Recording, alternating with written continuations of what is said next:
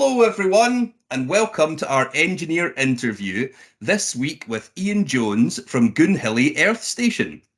Now, my name is Scott and I work at Primary Engineer. Before we start, I just wanted to say thank you very much for signing up to this year's competition. It's our 10th birthday this year, so thank you for celebrating it with us. Now, for those of you who don't know, this is the Leaders Award competition, where we ask, if you were an engineer, what would you do? Pupils from the ages of 3 to 19 anywhere in the UK can join, and every single person who takes part receives a graded certificate from a real-life engineer, like the ones we interview. We've already started receiving entries from classes across the UK, so once you've got your engineering ideas designed, send them to Primary Engineer HQ. Now, as part of these interviews, we're going to be speaking with engineers who work on loads of different projects, all of them showing the wonderful, interesting and exciting things that happen when you work in engineering. Although these interviews are hosted live, we record them and share them out on YouTube for everybody to catch afterwards. Now, our special guest is going to start with a 10-minute presentation all about helping spacecraft land on the moon and even satellites orbit around Mars, and then we will open up to questions from the audience. If you would like to ask a question, please type them in using the chat function in Teams. We unfortunately can't receive audio from the audience, so if you do have a question, simply type it in. But for now, we're going to hand over to our wonderful special guest, Ian Jones. My name is Ian Jones. I'm a satellite communications engineer, and as you can see from the background here, I work at Goonhilly Earth Station, this fantastic facility in Cornwall. So one thing that I'd like you to do whilst we're doing the question and answer later is have a look at this antenna behind my shoulder and see if you can see it move.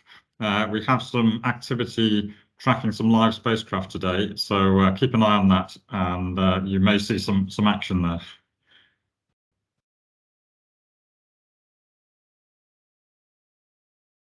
So I started my career really, being interested in space at school, but not really thinking that space was something that you could engage with as a subject.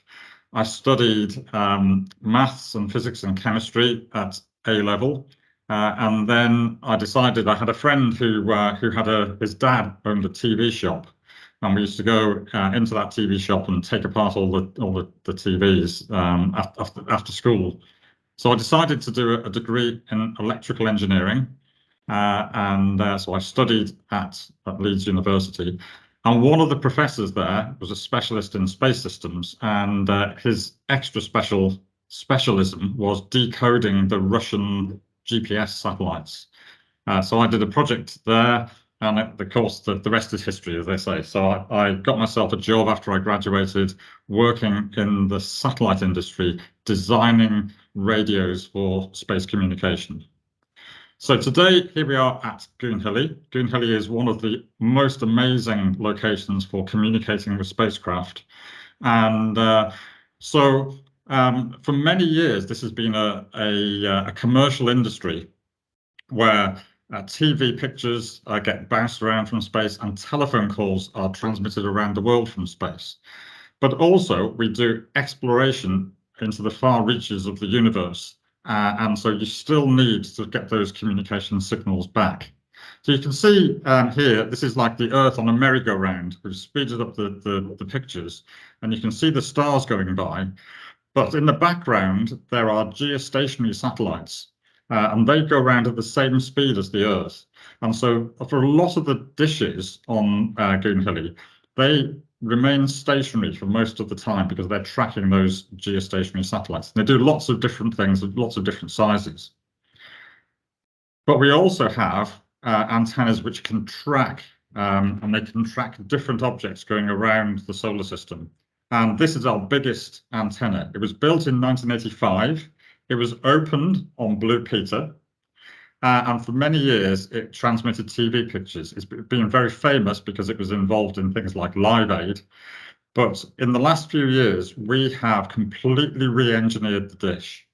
We've changed every nut and bolt on the antenna. We've changed the computers, the motors, the gearboxes, all of the radio equipment, and now it's a deep space antenna. We call it Goonhilly 6. but NASA calls it DSA 59, Deep Space Antenna 59, because we're part of the NASA Deep Space Network.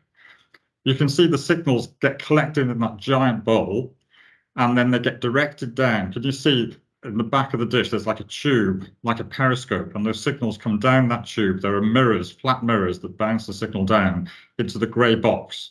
And that's where we receive the signals. And we can also transmit kilowatts of power out into space to spacecraft going around the moon or around Mars or other places in the solar system.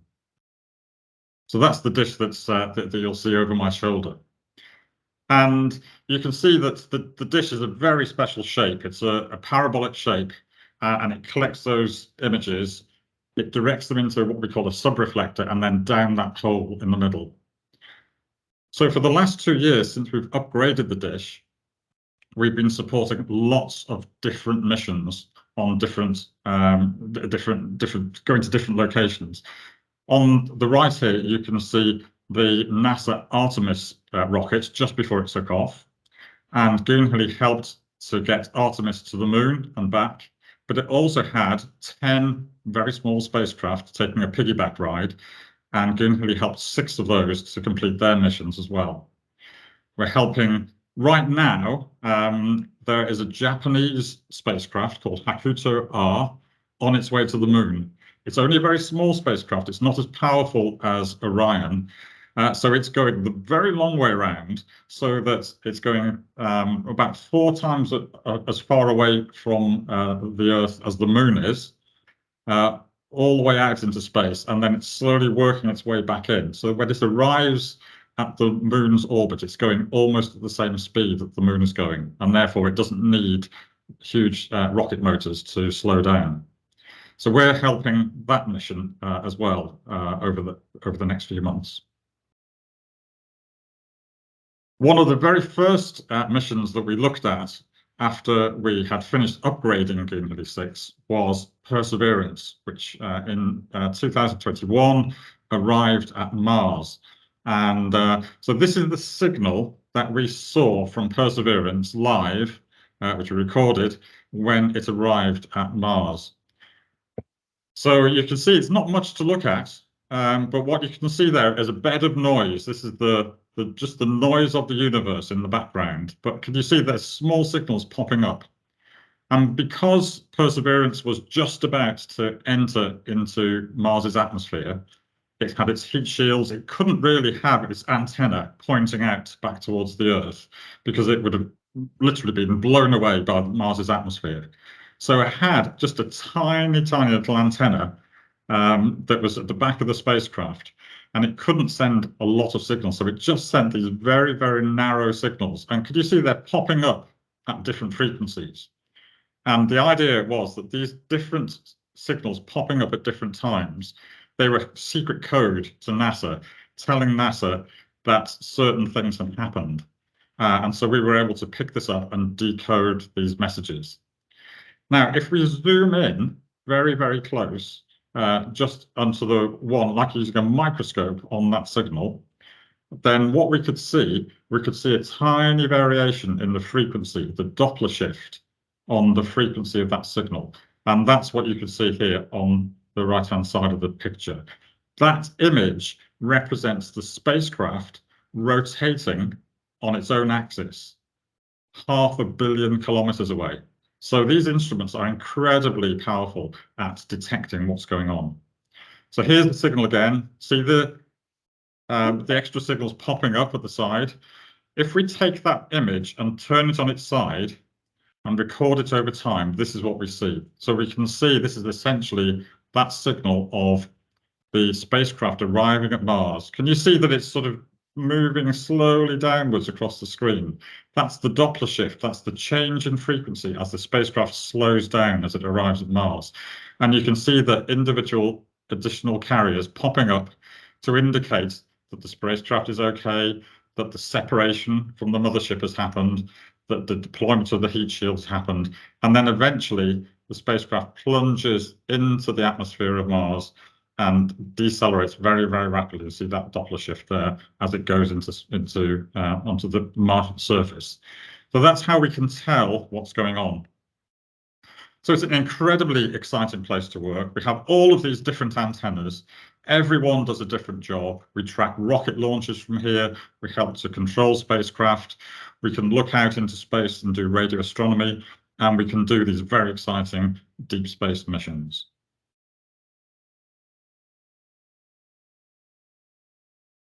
Ian, thank you so much. Now, there's already been some questions coming in, but for anybody out there, if you do have a question, simply type it in the chat box and we will ask it out. Now, before we start, I have the first question, Ian. What do you love about your job? Oh, well, very obviously that it's so varied. It's just the most amazing job that you could never predict what's going to happen from one day to the next. And I would say the other thing is that it is fantastic to be part of an engineering team, because within engineering, there are so many different disciplines. And so people are really good at the thing that they really love. And so you don't have to know everything about every subject. Working with colleagues who are good at different things means that you can pull teams together, and with teams of people, each with a different specialism, you can do amazing things together. That is pretty, yeah, you must work with some pretty amazing people. So as I say, we've got loads of questions coming in. This first one comes in from Boscastle School. How many satellites have you made? So, well, I don't make the satellites, but we make the dishes, so we provide the communications. And that, I think, just goes to show the breadth of the subject. You know, there are so many different disciplines within the subject. So here at Goonhilly, in the last 6 years, we have built 40 satellite dishes for different customers. Wow. So building on that then, so how many satellites on average are launched up into space? Is it lots? Is it not too many? Is it more than we'd expect? Oh, well, this is incredible because that answer is just changing by the day. The number of satellites that are going into space is rising exponentially at the moment. So satellites, the whole world of space started in 1957 when Sputnik 1 went into space. And then it used to take months and months before each rocket launch. But now there's almost every day there is a rocket launch. And the other thing that happens is that in previous years, one rocket would take one satellite into space, but now one rocket can take about 60 satellites into space. So the number of spacecraft that are going up there is huge. 60 on one rocket, that's pretty amazing. We've got some questions coming in about you now, Ian. This first question again is from Boscastle School. What have you done that you're most proud of in your career? Well, here I am sitting in Goonhilly, and I never imagined, I come from a very normal background. I never imagined that I would be here being the boss of Goonhilly. And so I'm incredibly proud of what is here. And I think, that happens just one step at a time. You don't set out to do something like this, but you just keep taking steps. Okay, you have pitfalls along the way, and you get knocked over a bit, but you just stand up and keep going. So I think that's definitely what I'm proud of. It is a pretty big thing to be proud of. It looks very impressive. And we've got another question about yourself. Why did you choose to be an engineer? I think I was always fascinated, and I think other engineers have said this, about taking things apart and understanding how they worked. I'm not always convinced that I put the things back together again afterwards. But I had this notion, which is very strange. I had believe it or not, a Ladybird book when I was very young about how to build a radio. And so you can build a radio out of a very small number of components. And so I built this radio. And I had this notion that although it was a complicated thing, you could probably split it down into constituent parts. And that's what it turned out exactly to be. So engineering very often is the culmination of lots of very complicated, lots of very simple things coming together to make one big complicated thing. And actually, that was the beauty of it to me, that you could look at something that looked almost impossible to create and then split it down into simpler parts. And I think that I realized that was something that I was very excited about. That is pretty interesting. Yeah, how even little things, just everything step by step goes together, and then you can build something like a spaceship or a satellite. Exactly. So we've got some more questions in. This one's from Mrs. Sweeney, who says there's primary one and primary two on from their school. How do we see the pictures from space? So the signals are sent down on what we call a carrier wave. So we send an electrical signal, and it's a sine wave. So that sine wave is just a wavy set of electrical signals coming in. And then we use some electronics just to modify what that wave is. So sometimes what we can do is just take the electronics, we take two copies and we just switch between one and the other. And just switching between one and the other, in the receivers here, we detect that switch. And that detecting of that switch is the information that we want to send down. So you can add layers and layers of complexity on top of that, but that's essentially what we do. So we transmit changes in those waves, and it's the changes that we pick up. Brilliant. We've got some more questions coming in. This one's from Mrs. Fitzgerald, and Mrs. Fitzgerald asks, what problems would you like to solve through engineering and satellites? Well, so one of the big issues now is that people are going to start to go back to the moon. And so going to the moon is a really exciting place. So you can have a think about what it's like to be on the moon. There's no atmosphere. Yeah. And it takes 28 days for the moon to go around the Earth. So that means that on the moon, there are 14 days of daylight and 14 days of nighttime. That causes a big problem because in the daytime, with no atmosphere in the sunshine, it's 150 centigrade. And in the night time, it's minus 150. So it's very difficult to survive the night on the moon. So one of the things that communication engineers are doing, they're helping all of the scientists and engineers who are planning moon missions, is how we can support that. Now, one way to do it is go and live at the south pole of the moon, where it's always in daylight. And if you're going to live at the south pole of the moon, you'd need some satellites to orbit the moon and provide communication links back. So we're very excited to help that new lunar economy. And there are 300 missions planned to the moon over the next 15 years. So if you think about how old you'll be in 15 years' time, you could be part of one of those missions, helping to make the lunar exploration happen. That's pretty amazing. So with the sort of help from satellites, we'll be able to allow people to stay for long periods of time on the moon. That's incredible. It is indeed. And so there are going to be lots of different types of missions going to the moon. Obviously, we'll want to explore parts of the moon that go into darkness as well.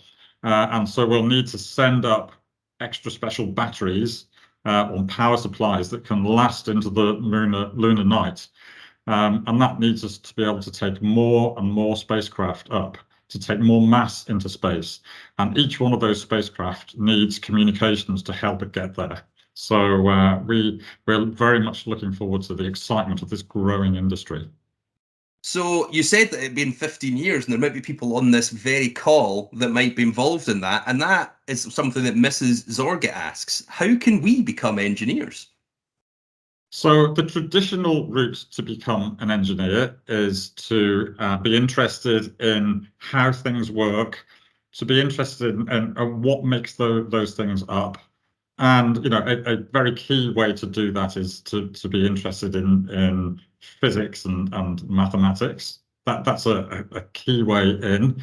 And you can study that, and you can study engineering both at school and at higher education, at the university or in college.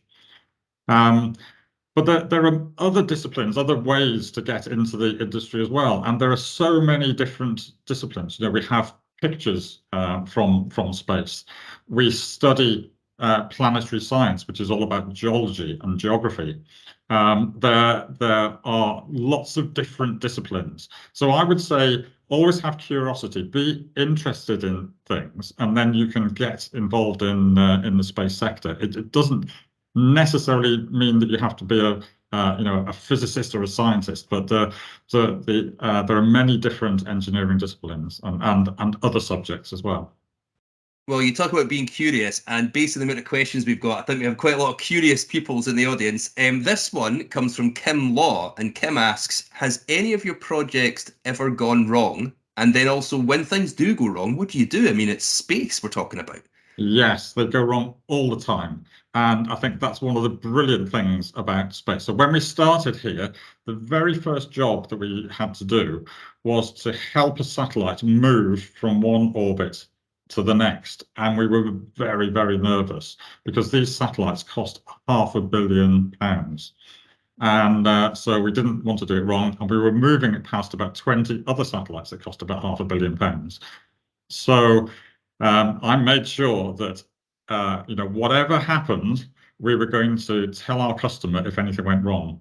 And guess what? Something went wrong. No. In fact, it was their fault because they told us the wrong frequency. And we were very lucky because two other ground stations that were supporting that movement of the satellites, because of this accident, they got to track the wrong spacecraft.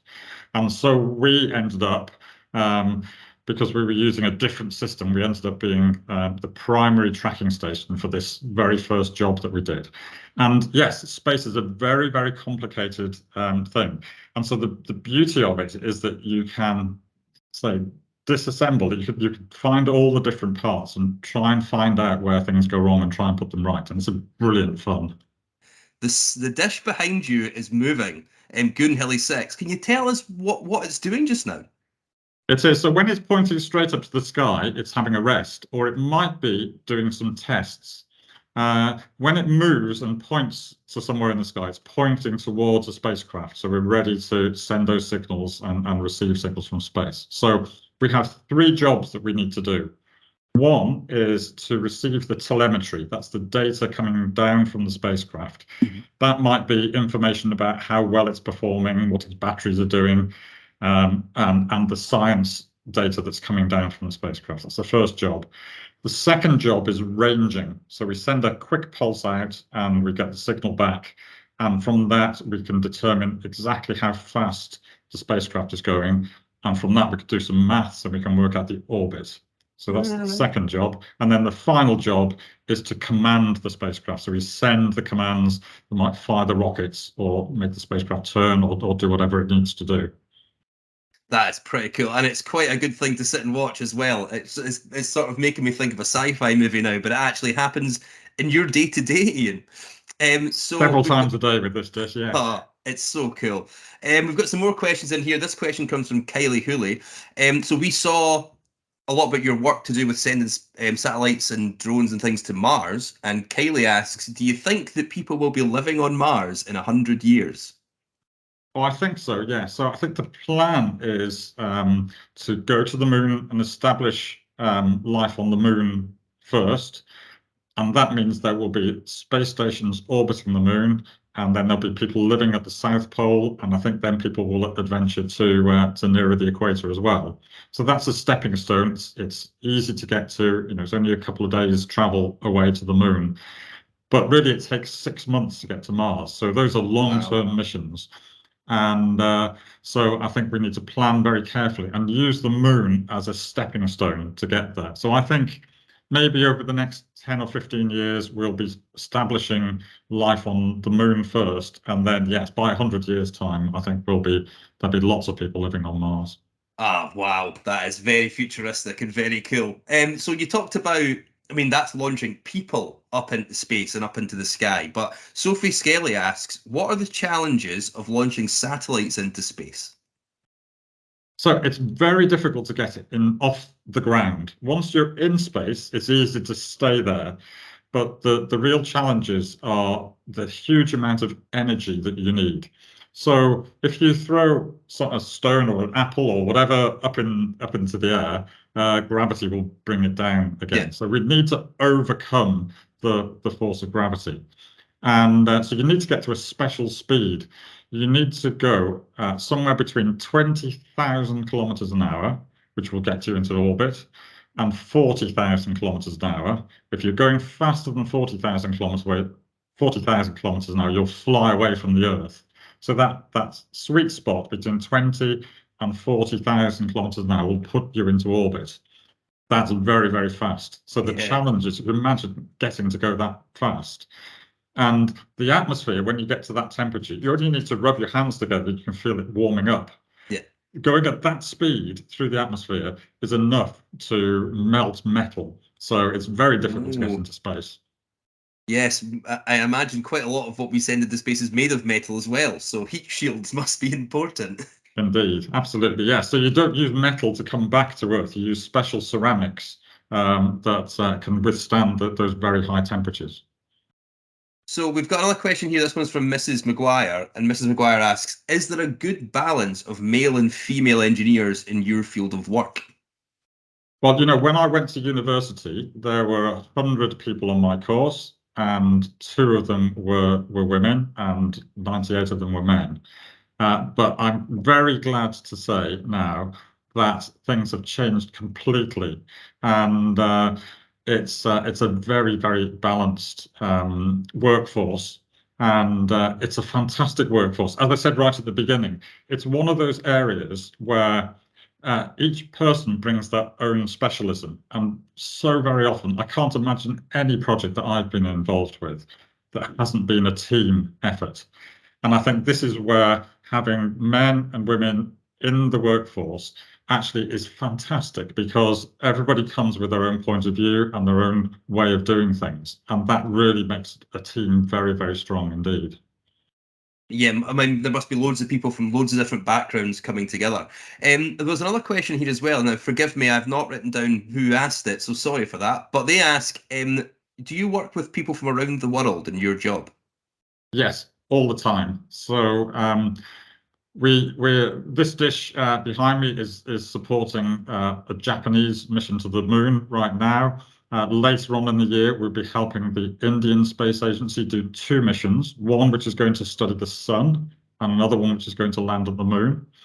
And we often work with NASA and with the European Space Agency.